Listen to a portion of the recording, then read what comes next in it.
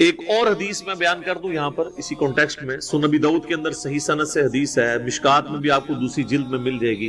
اللہ تعالیٰ کے جو اسماء اور ناموں کے اعتبار سے، اسماء اعظم جو اللہ کے بڑے نام ہیں جن کی وجہ سے اگر اللہ کی طرف رجوع لایا جائے تو دعا کی قبولیت ہوتی ہے، اس حوالے سے سنن ابی داؤد میں ایک حدیث ہے کہ نبی صلی اللہ علیہ وآلہ وسلم نے فرمایا کہ اللہ تعالیٰ کے جو اسماء اعظم ہیں، جسے ہم یہ اسم اعظم بھی کہتے ہیں، وہ قرآن حکیم کی 2 آیات کے اندر، ایک سورۃ البقرہ کی اور ایک سورہ آل عمران۔ سورۃ البقرہ کی آیت ہے وَإِلَٰهُكُمْ إِلَٰهٌ وَاحِدٌ لَا إِلَٰهَ إِلَّا هُوَ الرَّحْمَٰنُ الرَّحِيمُ۔ اب اس میں ظاہر ہے پتہ چل گیا کون سے اسماء ہیں، اللہ آ گیا، الرحمن الرحیم، لا الہ الا اللہ بھی آ گیا، اور پھر آپ علیہ السلام نے آل عمران میں شروع کی آیات تلاوت کی، الف لام میم اللہ لا الہ الا هو الحی القیوم۔ تو الحی اور القیوم یہ بھی اسماء اعظم میں سے، اور حروف مقطعات بھی اس کے اندر آ گئے۔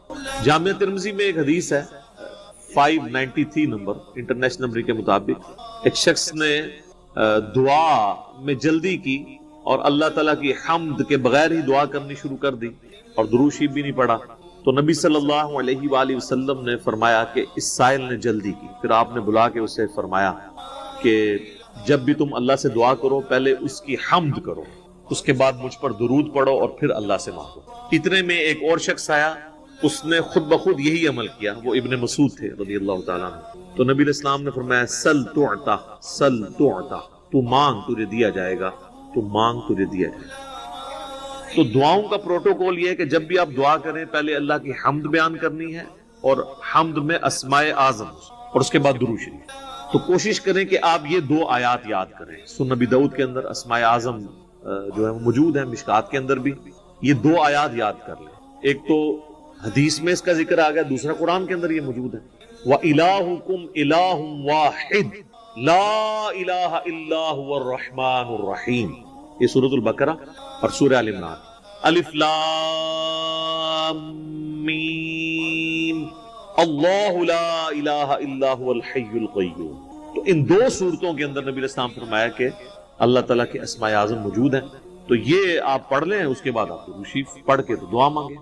اس کے علاوہ بھی آپ جتنے اسماء اعظم ہیں، جیسا کہ سورۃ الحشر کی آخری 3 آیات ہیں، واللہ الذی لا الہ الا هو، وہ سارے اللہ تعالیٰ کے تعریفی کلمات اس کے اسماء اعظم ہیں، وہ جس کو یاد ہیں وہ پڑھ کے اس کے بعد درود شریف پڑھ کے دعا مانگے۔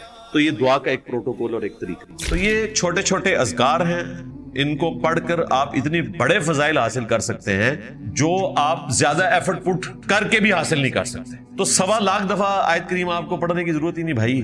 آیت کریمہ اگر آپ صبح شام 1 دفعہ پڑھ لیتے ہیں، ہر دعا کے ساتھ 1 دفعہ پڑھ لیتے ہیں، اور واقعتاً اس کا فہم اپنے ذہن میں رکھتے ہوئے گاڈ اورینٹڈ ہو کر، اور سید الاستغفار ہے یہ، اس سے بہتر کوئی استغفار کا سیگا نہیں ہو سکتا۔ قرآن میں رپورٹ ہوا، اور نبی اسلام جامع ترمذی میں حدیث ہے، کہہ رہے ہیں کہ جو بھی یونس کی دعا کے ذریعے اللہ کی طرف متوجہ ہو، اللہ تعالیٰ اسے کبھی محروم ہی نہیں لوٹائے گا۔ اب یہ مختصر سا وظیفہ جو لوگ پوری زندگی سے پڑھتے رہتے ہیں نا، اسے یہ نہیں پتا کہ اس کا مطلب کیا ہے۔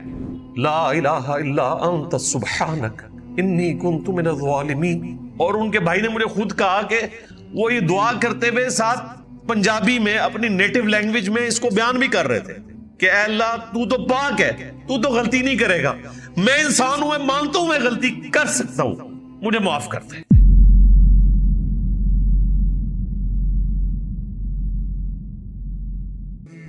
وَذَنُّونَ، اور یاد کرو مچھلی والے کو، یعنی کہ یونس علیہ السلام، اذ ذهب مغاضبا، جب وہ غصے کی حالت میں چل پڑے۔ غصہ کس پہ تھا؟ قوم پہ، حق قبول نہیں کیا، لیکن ایک اجتہادی غلطی ہوئی کہ وحی کا انتظار کیے بغیر ان کو عذاب کی وعید سنا کر وہاں سے چلے گئے۔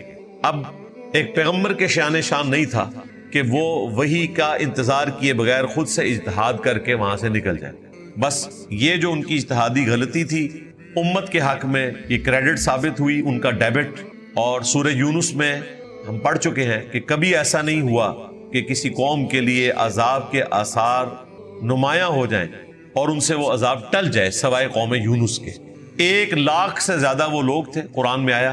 اللہ تعالیٰ نے ان سب کو توبہ کی توفیق دی. دیکھیں وہ تو سمجھ لیں کہ جہنمیوں سے سیدھے جنتی بن گئے، کیونکہ عذاب کے آثار آنے کے بعد تو ان سے پہلے بھی قومیں اسلام قبول کر چکی تھی. فرعون نے اسلام قبول کر لیا تھا، لیکن اس وقت موت کو سامنے دیکھ کر اسلام قبول نہیں ہوتا، اللہ تعالیٰ اسے ایکسیپٹنس نہیں دیتا. قوم یونس کو اللہ تعالیٰ نے ایکسیپٹنس دے دی اور ان سب کے سب لوگوں نے اسلام قبول کیا. وہ تو کنکلوڈ کر بیٹھے تھے، دوسری طرف ان کو اجتہادی غلطی کے اوپر اللہ تعالیٰ نے آزمائش میں ڈالا. جس کشتی میں وہ سوار تھے اس میں طوفان آ گیا. وہ سب لوگ اپنے اپنے خداؤں کو یاد کرنا شروع ہو گئے. بیچ میں عبرانی یہی تھے بنی اسرائیل میں سے، ان کو تو پتہ چل گیا کہ یہ تو اب طوفان ٹلنے والا نہیں ہے. وہ لوگ قرآن اندازی کیا کرتے تھے. 3 دفعہ قرآن نکالا، تینوں دفعہ ان کے نام نکلا. پہلی دفعہ نکلا تو لوگوں نے کہا نہیں، اس طرح کی کوئی غلط چیز ان میں تو ہمیں نظر نہیں آتی ہے. 3 دفعہ جب قرآن ان کے نام پہ نکلا تو یونس علیہ السلام نے کہا مجھے ہی تم اب سمندر میں ڈالو گے تو ہی اس کشتی کو نجات ملے گی، کیونکہ ظاہر ہے کہ میں اپنے رب کی وحی کا انتظار کیے بغیر نکلا ہوں. ان کے ہاں یہ مشہور تھا کہ جو غلام آقا کی اجازت کے بغیر نکلتا ہے اور وہ کسی کشتی میں سوار ہوتا ہے تو وہ کشتی پھنس جاتی ہے طوفان میں. تو بات تو صحیح تھی، حضرت یونس علیہ السلام اپنے رب کی اجازت کے بغیر نکلے تھے، وحی کا انتظار کیے بغیر. پھر ایک مچھلی نے انہیں نگل لیا، اور یہ معجزانہ طور پر ہوا، ورنہ ویل مچھلی اگر آپ کو نکل لے تو دوسری طرف سے تو کچھ بھی نہیں سلامت رہے گا. جتنا بڑا اس کا معدہ ہے اور جتنا اس میں تیزاب ہے، یہ معجزانہ طور پر ہوا. اللہ تعالیٰ نے ان کو نجات دی. وہ تفصیل ہمیں بائبل میں ملتی ہے کہ بائبل سے مراد میں تورات کی بات کر رہا ہوں، یعنی تورات نہیں، یعنی وہ جو کمبائنڈ ہے. 3 دن اور 3 رات تک وہ مچھلی کے پیٹ میں رہے. 3 دن اور 3 رات گپ اندھیرا. وہاں انہوں نے ایک دعا کی، اللہ تعالیٰ نے وہ قبول کر لی. وہ دعا اسی صورت میں آئے گی. سورہ الصافات میں آگے چل کر آئے گا کہ اگر یونس علیہ السلام اس دعا کے ذریعے ہماری طرف متوجہ نہ ہوتے تو پھر مچھلی کے پیٹ سے اسی دن نکالے جاتے جس دن مردے اپنی قبروں سے نکالے جائیں گے. اللہ تعالیٰ نے اس دعا کی برکت سے ان کو نجات دے دی. واپس جب وہ قوم میں آئے تو حیران رہ گئے کہ سب لوگ ہی، یعنی سب نے رفع الدین شروع کر دیا ہے، سارے ہی چینج ہو چکے ہیں. تو بہت بڑی چیز تھی. تو اللہ تعالیٰ فرما رہا ہے کہ سیدنا یونس علیہ السلام غصے کی حالت میں اپنے قوم سے نکلے. فَظَنَّ أَن لَّن نَّقْدِرَ عَلَيْهِ، اور انہوں نے یہ گمان کیا کہ ہم ان پر گرفت نہیں کریں گے. یعنی انہوں نے کہا خیر ہے، اب انہوں نے انکار کیا، اب تو عذاب ہی آنا ہے، تو میں وہی کا انتظار کیے بغیر نکل جاتا ہوں. اگلا فیصلہ تو ہمیں پتہ ہے کیا ہونا ہے، لیکن پروٹوکول کو فالو نہیں کیا. یہ پروٹوکول اللہ کے نزدیک اتنا امپورٹنٹ ہے کہ موسیٰ علیہ السلام نے بھی پروٹوکول کو جب فالو نہیں کیا تھا نا، پہلے ہی چلے گئے تھے، تو پیچھے سے سامری جادوگر نے فتنے میں مبتلا کر دیا تھا. وہاں پر بھی یہ الفاظ ہیں کہ موسیٰ تو نے جلدی کیوں کی آنے میں، جو ٹائم طے ہوا تھا اس سے پہلے کیوں آ گیا. کہا کہ ملاقات کا اشتیاق تھا، تو کہا پھر اب ہم نے تمہاری قوم کو فتنے میں مبتلا کر دیا. یعنی کچھ نہ کچھ رزلٹ اس کا نکلتا ہے پھر، اور اس کی تکلیف موسیٰ علیہ السلام کو بھی ظاہر کاٹنی پڑی. تو یہاں پر بھی گمان انہوں نے یہی کیا کہ کچھ نہیں ہوگا. اللہ تعالیٰ فرماتا ہے پھر فنادا فی الظلمات، وہ پکارے پھر اپنے رب کو اندھیروں میں، اللہ الہ الا انت سبحانک، کہ نہیں ہے کوئی معبود سوائے تیرے اور تو تو پاک ہے، یعنی تو تو غلطی نہیں کرے گا، انسان تو غلطی کرتا ہے. انی کنت من الظالمین، بے شک میں ہی ظلم کرنے والا ہوں، مجھ سے ہی غلطی ہوئی ہے، میں ہی قصوروار ہوں. ظاہر ہے انبیاء کے حق میں ہم گناہ کا تصور تو نہیں کر سکتے. یہ ایک اجتہادی غلطی تھی جو انہوں نے اجتہاد کر لیا کہ اب چونکہ آخری وارننگ دی ہے، اس کے بعد عذاب آنا ہے تو میں یہاں سے نکل جاؤں. لیکن انبیاء کرام کے شان شان نہیں ہوتا کہ وہ پروٹوکول کو چھوڑ دیں اور خود سے اس حوالے سے اجتہاد کر لیں. یہ دعا انہوں نے مانگی 3 دن اور 3 راتوں تک. فَاسْتَجَبْنَا لَهُ، تو ہم نے ان کی اس پکار کو سن لیا. وَنَجَّيْنَاهُ مِنَ الْغَمِّ، اور ہم نے نجات دی ان کو اس غم سے. غم کیا مطلب، سمجھ لیں کہ موت کے منہ سے ہی واپس آئے. وَكَذَلِكَ نُنْجِي الْمُؤْمِنِينَ، اور بالکل اس طریقے سے ہم نجات دیا کرتے ہیں اہل ایمان کو. اس میں ہلکا سا اشارہ تھا کہ یونس علیہ السلام نے جتنی کمٹمنٹ کے ساتھ اللہ کے حضور دعا کی اور ان کی دعا کی برکت سے اللہ تبارک و تعالیٰ نے انہیں نجات دی، اگر اسی کمٹمنٹ کے ساتھ کوئی بھی اہل ایمان میں سے اللہ کی طرف رجوع لائے تو ہم اسے بھی نجات دیں گے. وَكَذَلِكَ نُنْجِي الْمُؤْمِنِينَ، یعنی یہ دعا خاص یونس علیہ السلام تک نہیں ہے، اس کی برکات ہمیشہ رہے گی۔ اسی لیے جامعہ ترمذی میں حدیث ہے، نبی صلی اللہ علیہ وآلہ وسلم نے فرمایا کہ جو شخص بھی یونس علیہ السلام کی دعا کے ذریعے اللہ کی طرف متوجہ ہوتا ہے، اللہ تعالیٰ اسے کبھی بھی محروم نہیں لٹاتا۔ یہ اسماء اعظم میں سے ہے۔ آپ دیکھیں، میں درس کے سٹارٹ میں بھی یہ دعا پڑھتا ہوں، جب ممبر پر آتا ہوں اس وقت بھی یہ دعا پڑھتا ہوں۔ یہ اسماء اعظم میں سے ہیں، یہ 3 وظائف: لا الہ الا انت سبحانک انی کنت من الظالمین، دوسرا حسبنا اللہ ونعم الوکیل۔ قرآن پاک میں نبی علیہ السلام کی دعا یہ رپورٹ ہوئی، اور صحیح بخاری میں حضرت ابراہیم علیہ السلام کی دعا یہ رپورٹ ہوئی جب ان کو آگ میں پھینکنے لگے تھے، حسبنا اللہ ونعم الوکیل۔ اور تیسری یا حی یا قیوم برحمتک استغیث، یہ اسپیسیفکلی ہمارے نبی علیہ السلام کی دعا ہے جو آپ نے غزوہ بدر کے موقع پر بھی مانگی، باقی مواقع پر بھی، اور اللہ تعالیٰ نے آپ کی غیبی مدد فرمائی۔ یہ اسماء اعظم میں سے۔ اور یہاں پر اللہ تعالیٰ فرما رہا ہے کہ ہم اہل ایمان کو بھی نجات دیں گے جو یونس علیہ السلام کی دعا کے ذریعے ہماری طرف متوجہ ہوگا۔ جامعہ ترمذی میں حدیث ہے، جو شخص بھی اللہ کی حمد اور درود شریف پڑھ کر اللہ کی طرف متوجہ ہوتا ہے، اللہ تعالیٰ اسے محروم نہیں لوٹاتا۔ تو اللہ کی حمد میں یہ اسماء اعظم شامل ہے۔ سورۃ الفاتحہ یہ بھی اسماء اعظم میں سے ہے، یہ بھی اللہ کی حمد ہے۔ وہ پڑھیں، اس کے بعد درود شریف پڑھیں اور اللہ کی طرف متوجہ ہوں، اللہ تعالیٰ دعا قبول فرمانے والا ہے۔ لیکن دعا کی قبولیت ویسے نہیں ہوگی جیسا کہ آپ چاہ رہے ہیں۔ پہلا تھم رول آپ یاد رکھیں کہ دعا کبھی ریجیکٹ ہوتی نہیں ہے۔ جامعہ ترمذی میں، مسند احمد میں موجود ہے، نبی علیہ السلام نے فرمایا کہ دعا کبھی بھی ریجیکٹ نہیں ہوتی۔ جب بھی تم اپنے رب سے دعا کرتے ہو تو جو تم نے مانگا یا تو وہی تمہیں مل جائے گا، یا اس دعا کی وجہ سے اللہ تعالیٰ کوئی تمہاری مصیبت دور کر دے گا، اس کا بہتر نعم البدل تمہیں دے دے گا، یا پھر وہ قیامت کے دن کے لیے سٹور کر دی جائے گی۔ جب یہ بات صحابہ کرام نے سنی تو ان کا رسپانس دیکھیں کیا تھا۔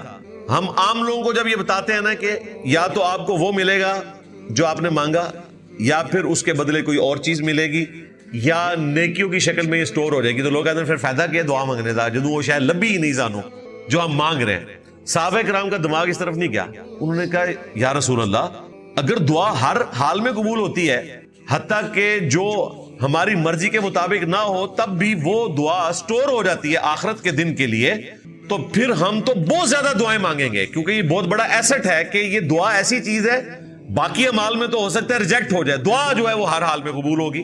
درود شریف بھی دعا کی ایک شکل ہے، اس لیے درود شریف بھی ہر حال میں قبول ہوتا ہے۔ تو ہم تو بہت زیادہ دعائیں مانگا کریں گے، پھر کیا پھر بھی قبول ہوں گی؟ یعنی وہ یہ پوچھنا چاہ رہے تھے۔ تو نبی علیہ السلام نے فرمایا اللہ تعالیٰ بھی بہت زیادہ قبول فرمانے والا ہے، یعنی اللہ تعالیٰ یہ نہیں کہے گا کہ آج تو اس نے 1.5 گھنٹہ دعائیں مانگ لی تو 1.5 گھنٹے کی نیکیاں میں اس کو دوں یا بیچ میں 5 منٹ کی نیکیاں لکھوں، نہیں، ساری نیکیاں سٹور ہو جائیں گی۔ صحابہ کرام تو یہ رزلٹ نکالتے تھے۔ جامعہ ترمذی میں حدیث ہے، جس شخص کی یہ خواہش ہو کہ اللہ تعالیٰ مصیبت اور پریشانی میں اس کی دعا سنے، قبول فرمائے، تو اسے چاہیے جب وہ آسودہ حال ہو تو بھی اپنے رب کو یاد کیا کرے۔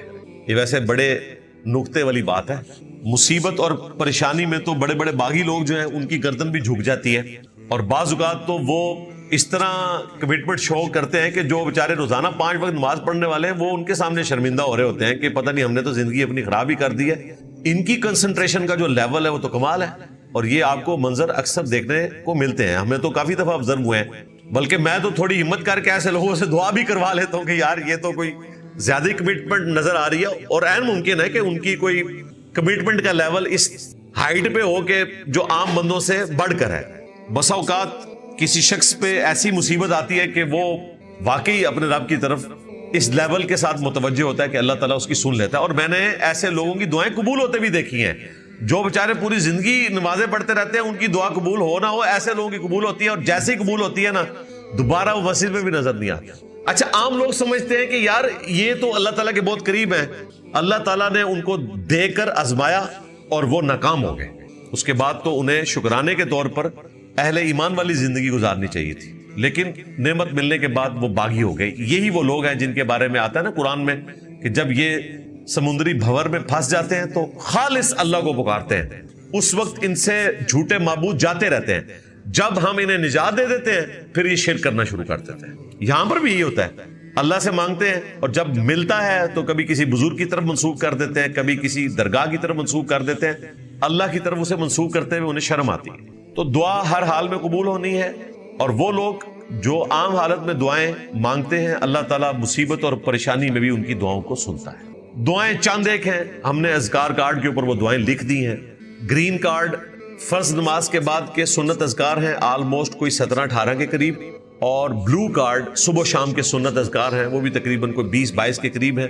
اگر کوئی وہ بھی نہیں کر سکتا تو ایٹ لیسٹ 5 سنت اذکار جو ہم نے اورنج کارڈ صبح و شام کے اذکار لکھ دیے کہ چلو یار یہ تو آپ کم از کم کمٹمنٹ کے ساتھ کریں۔ ایک دفعہ آیت الکرسی کا وظیفہ صبح و شام، 10 دفعہ لا الہ الا اللہ وحدہ لا شریک لہ لہ الملک ولہ الحمد وہو علی کل شیء قدیر۔ تیسرا وظیفہ بسم اللہ الذی لا یضر مع اسمہ شیء فی الارض ولا فی السماء وہو السمیع العلیم، صبح و شام 3 دفعہ۔ چوتھا وظیفہ اعوذ بکلمات اللہ التامات من شر ما خلق، صبح و شام 3 دفعہ۔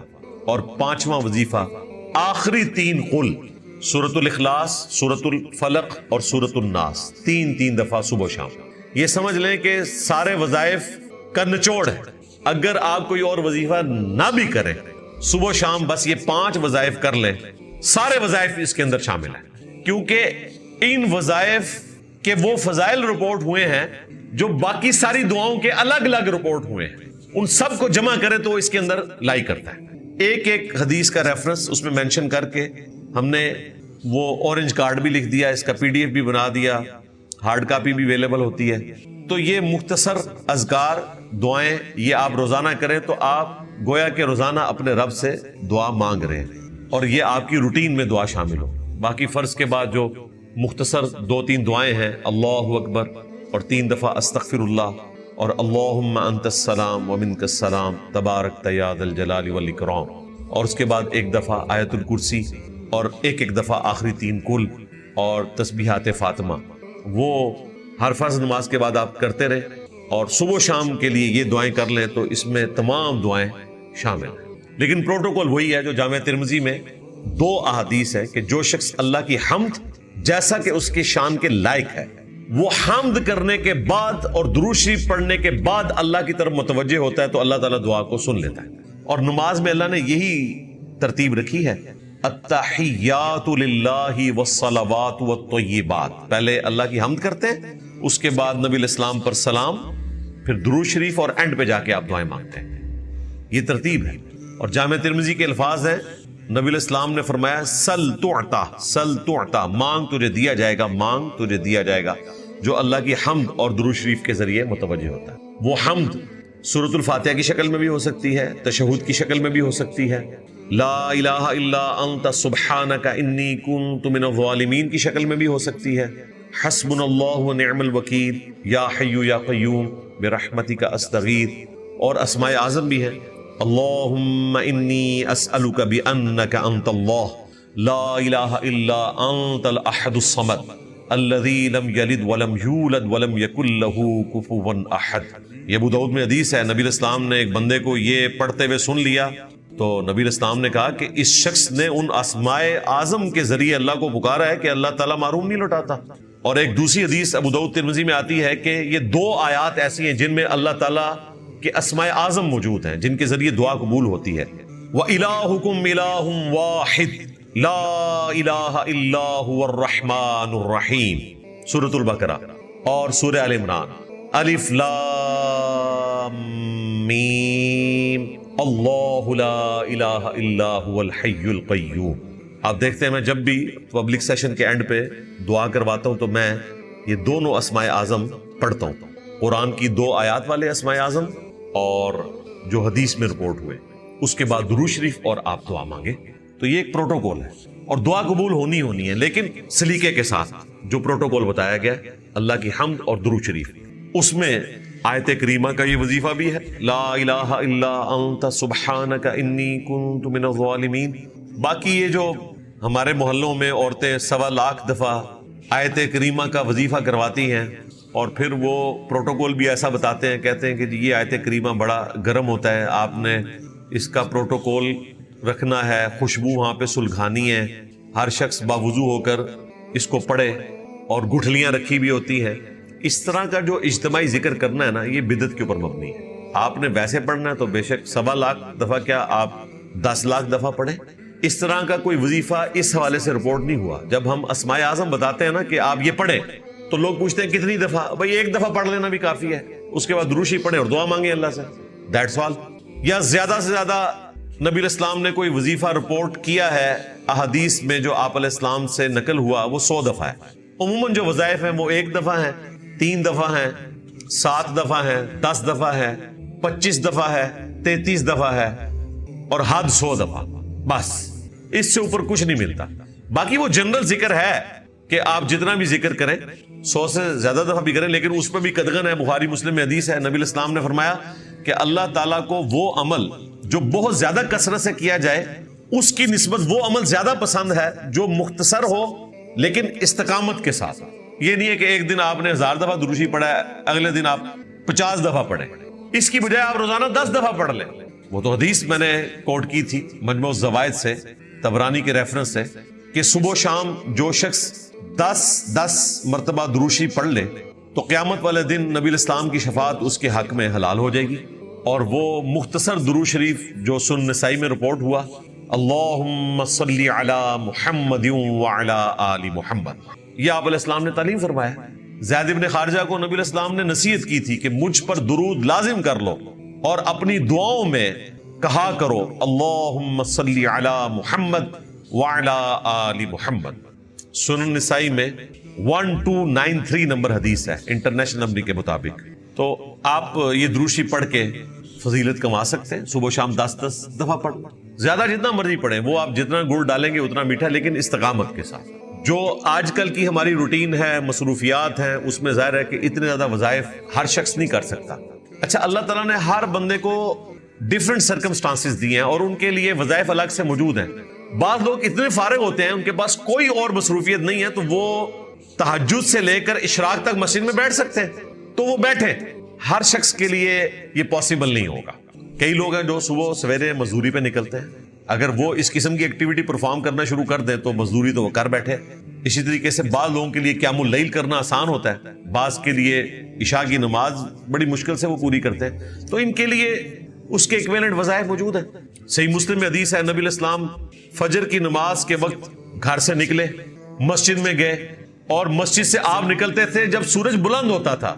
اور مسلم شریف کے الفاظ ہے خوب بلند، یعنی آپ فجر کے بعد 2-2.5 گھنٹے مسجد میں بیٹھے رہتے تھے، کیونکہ فجر تو آپ پڑھتے تھے اندھیرے میں. اور اس دوران صحیح مسلم میں آتا ہے کہ صحابہ کرام آپ کو واقعات سنایا کرتے تھے زمانہ جاہلیت کے، اور اپنی وہ غلطیاں گنوایا کرتے تھے کہ ہم تو اس طریقے سے چڑھاوے چڑھاتے تھے بتوں کے لیے، اور اس قسم کی غلط ایکٹیویٹیز میں، شرکیہ ایکٹیویٹیز میں مبتلا تھے. یعنی لائف سٹوری سنایا کرتے تھے، اور نبی علیہ السلام سن کے مسکرایا کرتے تھے. صحابہ کرام کہتے ہیں ہم مسکراتے تھے تو نبی علیہ السلام بھی وہ بیٹھ کے سنتے تھے اور مسکرا دیا کرتے تھے. یا کبھی بخاری مسلم میں آیا کہ آپ فجر کی نماز کے بعد کہتے تھے اگر کسی نے کوئی خواب دیکھا ہے تو میں اس کی تعبیر بیان کر دوں.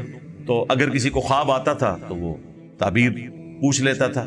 تو یہ آپ کی روٹین تھی. تو مسلم شریف کی حدیث ہے، آپ فجر پڑھ کے اتنے دیر کے بعد گھر واپس آئے، آپ نے اپنی بیوی اور ہماری ماں سیدہ جویریہ سلام اللہ علیہا کو دیکھا کہ وہ پچھلے 3-4 گھنٹے سے ایک ہی جگہ مصلی پہ بیٹھے ہوئے عبادت کر رہی ہیں. نبی علیہ السلام نے کہا تو اس وقت سے بیٹھی ہوئی ہے اور عبادت کر رہی ہے، اور میں نے ابھی گھر آ کر صرف 4 کلمات 3 دفعہ پڑھے ہیں اور مجھے تجھ سے زیادہ ثواب مل گیا. سبحان اللہ وبحمدہ عدد خلقی ورضا نفسی وزنت عرشی ومداد کلماتی.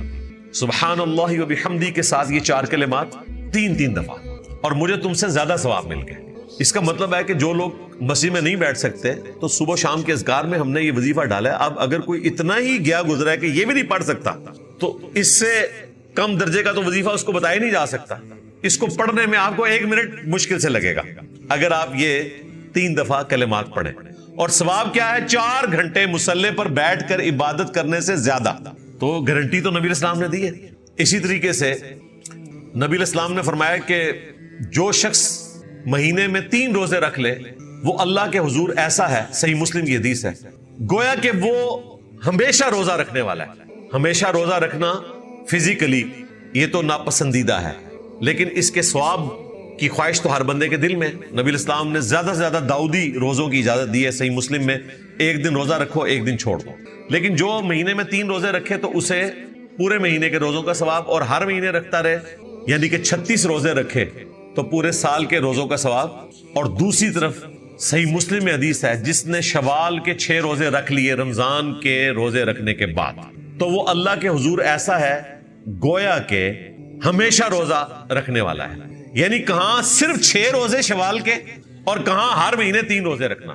اب شوال کے 6 روزے بھی کوئی نہ رکھ سکے، اس سے کم تو آپ کو کوئی پیکج آفر نہیں کیا جا سکتا تھا. تو یہ آپ پیکج ڈھونڈا کریں جس طرح آپ موبائل کے پیکج ڈھونڈتے رہتے ہیں نا کہ جی اگر میں یہ لگا لوں تو میرا تو واٹس ایپ کا اور انٹرنیٹ کا زیادہ استعمال ہے تو مجھے یہ پیکج سوٹ کرتا ہے، کال تو میں نے بہت کم کرنی ہوتی ہے تو میں یہ والا پیکج لوں گا. اس طرح یہ پیکیجز آپ کے پاس لکھے ہوئے موجود ہونے چاہیے، آپ کے علم میں ہونے چاہیے کہ آپ مختصر عمل کریں اور وہ ثواب حاصل کر لیں. اور یہ وہ حدیثیں ہیں جو ہماری مین سٹریم کی کتابوں میں ہیں، یہ کوئی دور دراز کی احادیث نہیں ہے، نہ ان کی صحت کے اعتبار سے کوئی ایشو ہے. بخاری اور مسلم میں یہ احادیث رپورٹ ہوئی ہوئی ہیں. سنن نبی داؤد میں حدیث ہے جو شخص ایک دفعہ پڑھ لے صبح لا الہ الا اللہ وحدہ لا شریک لہ لہ الملک ولہ الحمد وہو علی کل شیء قدیر، تو شام تک وہ اللہ تعالیٰ کے قلعے میں آ جائے گا. ہر چیز کے اگینسٹ اللہ تعالیٰ اس کی حفاظت کرے گا، شیاطین کے اگینسٹ، جنات کے اگینسٹ، جادو ٹونے کے اگینسٹ، ایک دفعہ پڑھنے سے. اور جو شام کو ایک دفعہ پڑھ لے صبح تک اللہ کی حفاظت میں رہے گا. یہ حدیث سنن نبی داؤد میں موجود ہے. اس حدیث کو تبع تابعین میں سے جس شخص نے روایت کیا وہ خود یہ بیان کرتا ہے کہ ایک رات مجھے رسول اللہ کی زیارت ہوئی خواب صلی اللہ علیہ وآلہ وسلم، تو میں نے نبی الاسلام سے خود پوچھا، میں نے کہا یا رسول اللہ یہ حدیث صحیح سند سے میرے تک پہنچی ہے، کیا یہ آپ کی حدیث ہے کہ ایک دفعہ پڑھنے سے اتنی بڑی فضیلت؟ تو نبی الاسلام نے فرمایا کہ تم سے جس شخص نے حدیث بیان کی اس نے سچ کہا، یہ میرا فرمان ہے کہ جس نے ایک دفعہ پڑھ لیا لا الہ الا اللہ وحدہ لا شریک لہ لہ الملک ولہ الحمد وہو علی کل شیء قدیر، تو شام تک وہ اللہ تعالیٰ کی حفاظت میں رہے گا. اور شام کو پڑھ لے تو صبح تک اللہ تعالیٰ کی حفاظت میں رہے گا. ہم نے صبح شام کے اذکار میں اس کو 10 دفعہ ڈالا ہے کیونکہ 10 دفعہ والی فضیلت مسند احمد میں آئی ہے کہ اسے بنو اسماعیل میں 4 غلام آزاد کرنے کا ثواب ملے گا جو 10 دفعہ یہ پڑھ لیں. ایک دفعہ بھی پڑھ لیں تو آپ کو فضیلت حاصل ہے. تو یہ چھوٹے چھوٹے اذکار ہیں، ان کو پڑھ کر آپ اتنی بڑے فضائل حاصل کر سکتے ہیں جو آپ زیادہ ایفرٹ پٹ کر کے بھی حاصل نہیں کر سکتے. تو 1.25 لاکھ دفعہ آیت کریمہ آپ کو پڑھنے کی ضرورت ہی نہیں بھائی.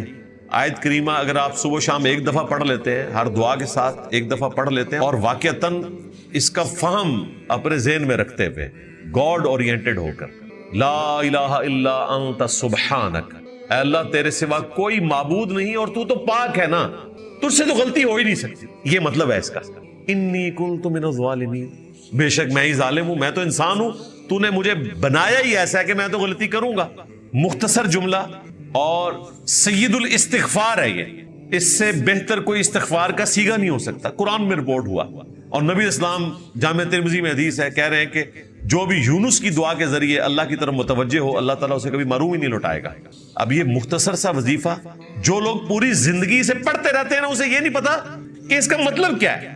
مطلب کے بغیر آپ 1.25 لاکھ کیا 1.25 کروڑ دفعہ بھی پڑھیں، آپ کو اس کی انٹینسٹی کا اندازہ نہیں ہے تو وہ روحانیت حاصل نہیں ہوگی. باقی جو اس کے فضائل ہیں، برکات ہیں، کسی نہ کسی درجے میں ایک اجمی کو بھی حاصل ہو جائیں گے. لیکن آپ 1.25 لاکھ دفعہ پڑھنے پہ زور رکھیں اور آپ ایک دفعہ یہ ضرورت بھی محسوس نہ کریں کہ میں سورۃ الانبیاء سورت نمبر 21 میں آیت نمبر 87 نکال کر اس کا ترجمہ ایک دفعہ پڑھ لوں تاکہ میں اس کا ٹیسٹ فیل کروں کہ کس لجاجت کے ساتھ، کس عاجزی کے ساتھ اپنے رب کے حضور ایک بندہ ریکویسٹ رکھ رہا ہے. اس میں جو سوز و گداز ہے یقین کریں کہ اس کو ایکسپریس ہی نہیں کیا جا سکتا. میں نے پہلے بھی کئی دفعہ سنایا کہ ہمارے جو اکیڈمی کے مین ممبر تھے ساجد بٹ صاحب رحمہ اللہ تعالی، تو ان کے بھائی نے مجھے خود بتایا کہ جب ان کی ڈیتھ ہوئی تو اس سے چند گھنٹے پہلے ہم ان کو سرائے عالمگیر سے جیلم ہاسپٹل میں لا رہے تھے، تو جیلم کے پل کے اوپر ان کو اندازہ ہو گیا کہ اب میں